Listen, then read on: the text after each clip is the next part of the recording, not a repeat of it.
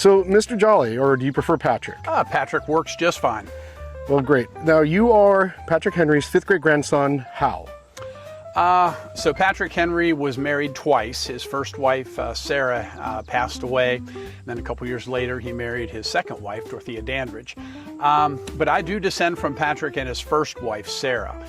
Sarah and Patrick had 6 children before she passed away in early 1775. And I actually descend from 2 of their daughters, Martha and Elizabeth. Through marriage, their families came together, and my family came from that. So technically speaking, because of an extra generation in there, Patrick Henry is actually both my 5th and 6th great-grandfather. Now, shot in the dark here, your name is Patrick Henry Jolly. Are you named after Patrick Henry by chance? Pretty sure I am. Now, what does it mean to be one of the representatives that carries on the legacy of Patrick Henry? Because he is the founding father, but he's not like many other founding fathers where they signed these critical documents to American history.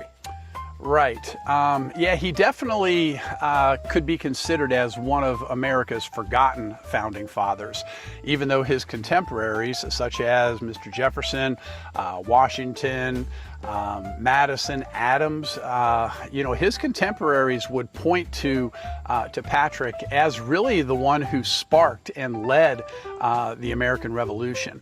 So he shouldn't be one of those forgotten founding fathers, but because possibly, one of the reasons, he never held a federal position. He declined everything that was suggested or offered to him, including in 1796, the opportunity to run for the presidency of the United States.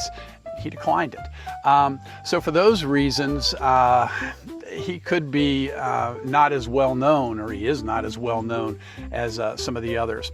But what does it mean to me? I'm obviously very proud to call Patrick Henry my 5th great grandfather. I think that he was a good person. He kind of always did the right thing. He wasn't perfect.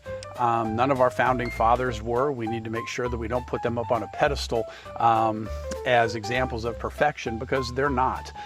They lived in a time, obviously, of slavery, and Patrick Henry himself wrestled with the concept of slavery, but it was something that he ended up being a part of.